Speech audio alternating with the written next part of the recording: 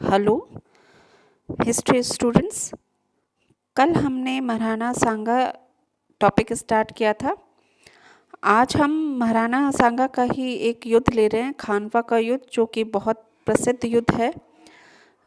बहुत महत्वपूर्ण आपके ये कोर्स में भी माना जाता है।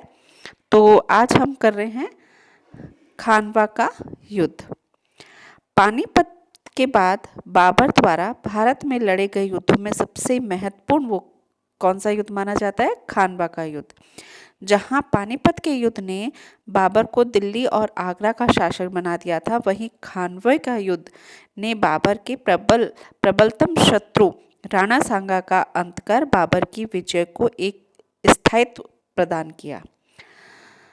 अब इसके खानवा का जो युद्ध हुआ था उसके कारण क्या क्या थे वो हम देखते हैं कि अनेक कारण थे इसके। पहला क्या था? राणा सांगा भी अफगानों की सत्ता समाप्त कर अपना राज्य स्थापित करना चाहते थे।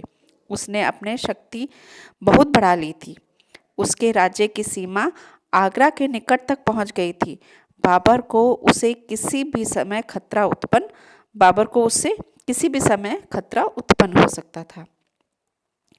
दूसरा है, राणा सांगा समझता था कि बाबर अन्य मध्य एशियाई लुटेरों की तरह लूटपाट करके चला जाएगा। फिर उसने उसके जाने के बाद वह दिल्ली पर अधिकार कर लेगा। परंतु जब उसे एहसास हुआ कि बाबर दिल्ली छोड़कर नहीं जाने वाला है, तो वह सोच में पड़ गया। तीसरा है, सिंधु गंगा घाटी में बाबर के वर्चस्व ने सांगा के लिए खतरा बढ़ा दिया। उसने बाबर को देश से भगाने का निर्णय लिया। फोर्थ है कि इसी बीच जब बाबर ने अफगान विद्रोहियों को कुचलने का निर्णय लिया, तब अनेक अफगान सरदार राणा सांगा की शरण में आ पहुंचे। उनमें प्रमुख थे इब्राहिम लोदी का भाई महसूद लोदी और मेवात का सूबेदार हसन खां मेवाती। इन लोगों ने राणा सांगा को बाबर के विरुद्ध युद्ध करने के लिए उकसाया और अपनी सहायता का वचन भी उनको दिया। फिफ्थ पॉइंट आता है कि राणा सांगा बाबर द्वारा कालपी, बयाना, आगरा और धौलपुर पर अधिकार किए जाने से गुस्से में था, क्योंकि वह इन क्षेत्रों को अपने राज्यों के अंदर मानता था। राणा सांगा ने बाबर पर आक्रमण करने से पहले ही अपनी स्थिति सुदृढ़ कर ली थी। उसकी सहायता के लिए हसन खां मेवाती, महमूद लोदी और अनेक राजपूत सरदार अपनी अपनी सेना के साथ एकत्रित हो गए। वह हौसले के साथ एक विशाल सेना के साथ बयाना और आगरा पर अधिकार करने के लिए बढ़ा। बयाना के शासन ने बाबर से सहायता मांगी। बाबर ने ख्वाजा मेहंदी को मदद के रूप में भेजा, पर राणा सांगा ने उसे परास्त कर बयाना पर अधिकार कर लिया। सीकरी के पास भी आरंभिक मुठभेड़ में मुगल सेना को पराजय का मुंह देखना पड़ा। लगातार मिल रही पराजय से मुगल सैनिक आतंकित हो गए। उनका मनोबल गिर गया। उनकी सेना का मनोबल गिरते देख बाबर ने धैर्य से काम लिया। उसने जिहाद की घोषणा की। उसने शराब ना पीने की कसम खाई। उसने मुसलमानों पर से तमगा, जो एक प्रकार की सीमा कर, भी उठा दिया। तमगा क्या है? एक प्रकार का सीमा कर था, उसको भी उसने हटा दिया। और सेना को कई तरह के प्रलोभन लालच उसने दिए।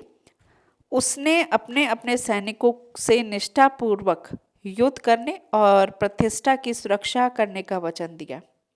फलस्वरूप बाबर के सैनिकों में उत्साह का संचार हुआ। बाबर राणा सांगा का मुकाबला करने के लिए फतेहपुर सीकरी के निकट खानवा नामक जगह पर पहुंचा। राणा सांगा उसकी प्रतीक्षा में था। बाबर ने जिस चक्रव्यूह रचना का प्रयोग पानीपत में किया था, उसी रचना को खानवा में भी किया। 16 मार्च 1527 को खानवा के मैदान में दोनों सेनाओं की मुठभेड़ हुई। राजपूत वीरता से लड़ने पर बाबर ने गोला बारूद का जमकर इस्तेमाल कर राणा सांगा की सेना को परास्त कर दिया। राणा रण क्षेत्र से भाग निकला ताकि वह पुनः बाबर से युद्ध कर सके, पर कालांतर में उसके ही सामंतों ने उसे विष देकर मार डाला। बाबर के लिए यह एक बड़ी जीत थी। परिणाम क्या निकले इसके युद्ध के? पहला था कि खानवा का युद्ध बाबर के लिए बहुत महत्वपूर्ण था। इसलिए था क्योंकि उसने एक वीर शासक को हराया और यह बात पूरे भारत में फैल गई। इस युद्ध ने उसे भारत में पांव फैलाने का अवसर दिया। दूसरा है कि इस युद्ध के बाद राजपूत अफगानों का संयुक्त राष्ट्रीय मोर्चा खत्म हो गया। भारत में हिंदू राज्य स्थापित करने का सपना भंग हो गया। फोर्थ पॉइंट था, खानवा के युद्ध के बाद बाबर की शक्ति का आकर्षण केंद्र अब काबुल नहीं था, बल्कि आगरा और दिल्ली बन गया।